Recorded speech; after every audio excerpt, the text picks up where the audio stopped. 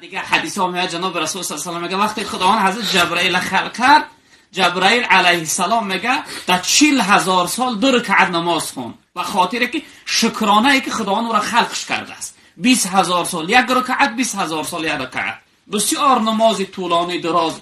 وقتی نماز تیار کرد میگه دعا کرد، گفت پروردگارا یگان بنده داری که به اندازه من تر عبادت کرده باشه، تر عبادت زیاد وقتی دراز. میگه خداوند گشت گفت که ای جبرائیل، گفت من تو را و تمامی هستی دنیا را به خاطر یک شخصیت خلق کردم، نامش محمده صلی الله علیه وسلم. گفت امتی او در آخر زمان به دنیا را میاد، عمر کوتاه داره، 60 سال 70 سال عمرش. در اندک وقت برای من 2 رکعت نماز میخونه. همون 2 رکعتی که میخونه پرای کمبودی های، پرای سهو و خطا های در نماز، فکرش در کار دنیا های. نمازش به زوری میخونه، مجبوری میخونه. گو ای جبرائیل به خاطر حبیبم، به خاطر محمد، گفت همون 2 رکعت نمازی امتی او که پرای کمبودی های 40,000 ساله تو بهترش میدونم. گفت همون 2 رکعت نمازی پرای کمبودی را 40,000 ساله عبادت تو بهتر. یعنی ببینید که خداوند چی مقام، چی قدر برای ما داده است. باید که ما با قدر این نعمت ها برسیم که خداوند این قدر مرتبه و مقام برای دیگه امت ها نداد و دیگه پیغمبرها را نداد. الحمدلله که خداوند خودش ما را در قرآن تعریف میکنه، وصف میکنه، میگه کنتم خیر امت اخرج للناس. ای امت های محمد شما فخر کنید، میگه شما بهترین امت در بین تمام امت های گذشته ای. 124,000 امت گذشتگی های در بین 124,000 امت میگه ای امت های محمد شما بهترین امت هستی.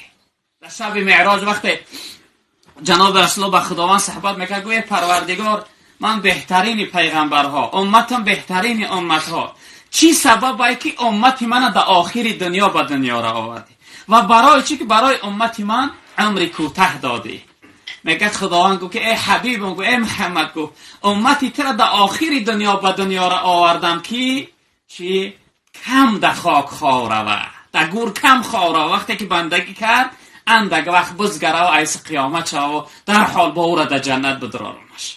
نباشه ای دور حضرت آدم و نوح میبودی ولی 4-5 هزار سال شد که این لحظه در خاک خواب بودی و عمر کوتاه دادم برای امتت که در دنیا کم گناه کنه، در دنیا گناهی کم کنه. ببین که خداوند مهربانشه.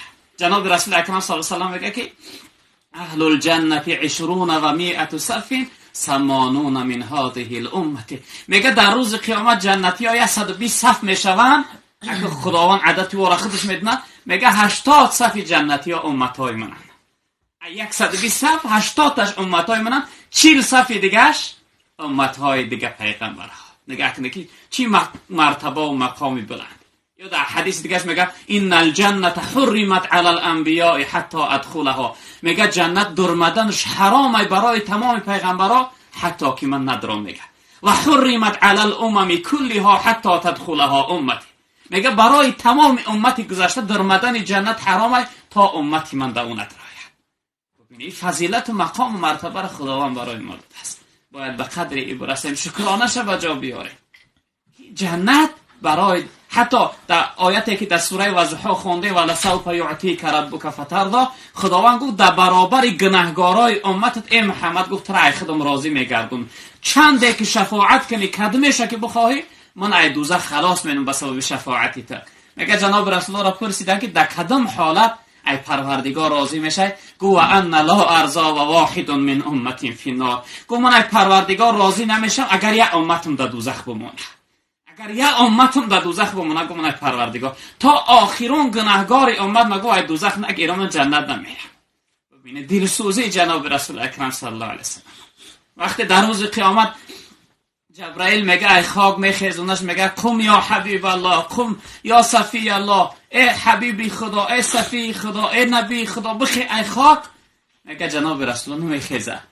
بعد خدا میگه ای جبرائیل او را به این ما فریاد نکن، او را بگو که بخی ای غمخوار گناهگارا، خب بگو یا شفیع المذنبین، ای دلسوز غمخوار گناهگارا بگو.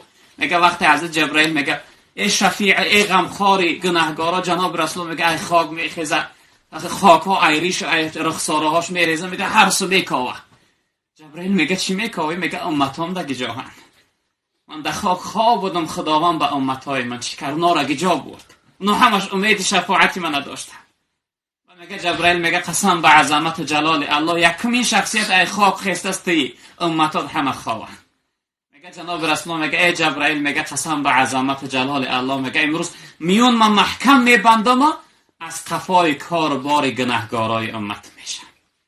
ببینید که چی پیشوای دلسوز در روز قیامت تمام پیغمبر میگه نفسی نفس، ای پروردگار خود ما خلاص کن.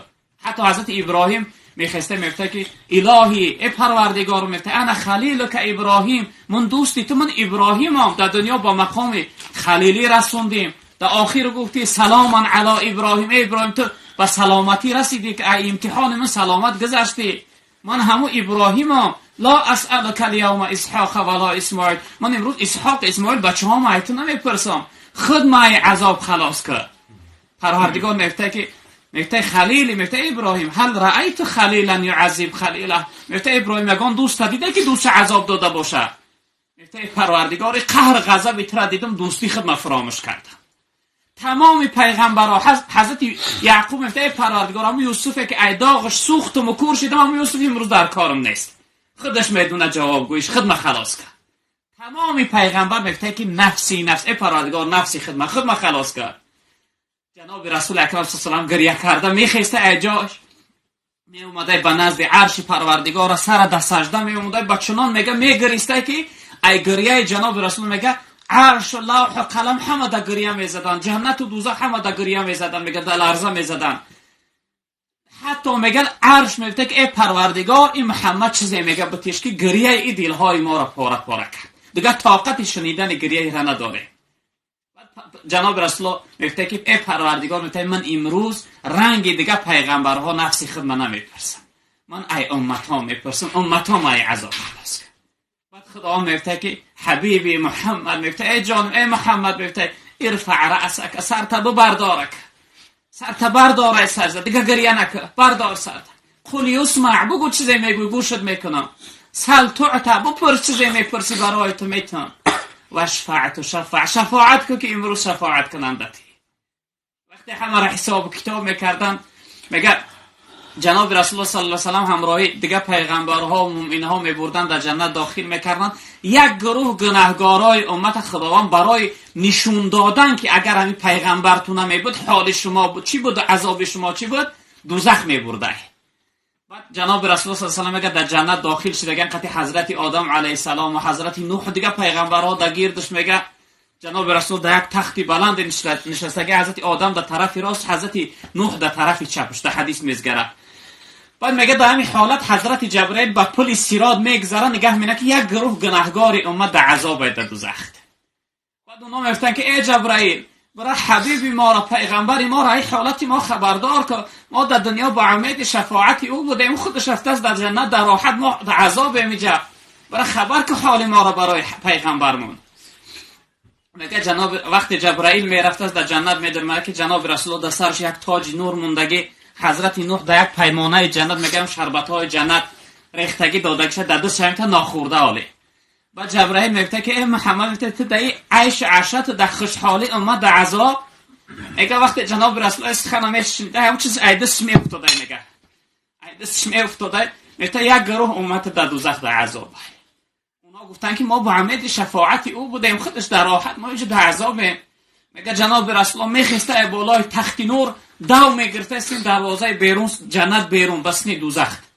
وقتی دو میگرفته میگه خداوند امر میکرده که یک تخت نور رو ببره سوار شد، دیگه سوار نمیشته. جناب رسول الله پروردگار امر میکرده که ای آدم تمام پیغمبران میگه یک قفاش بدوی، اما پیغمبر میگه یک قفاش می اومدن بازی دروازه دوزخ تا او دروازه بوم میگه که خداوند دوزخ تا برای شما حرام گردونده، ممکن نیست، اجازه نیست در مدن شما. جناب رسول الله گریه میگه من باید بدرم حال امتام ببینم. وقتی که میگه هیچ چیز میگه، بعد خداوند میگه اجازه است پیمانش بدروه. در راهی میکردن جناب رسول الله صلی الله علیه و سلم با همراه دیگه پیغمبران میدرمده حال امت میده که در عذاب.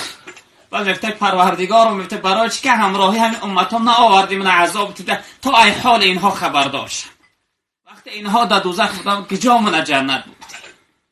جناب رسول الله شفاعت میکرده همون گناهگارا را تا میگه یک انسانه که میگه که لا اله الا الله محمد رسول الله، تو همون انسان میگه ای دوزخ خلاص نکنم من جنت نمیرم.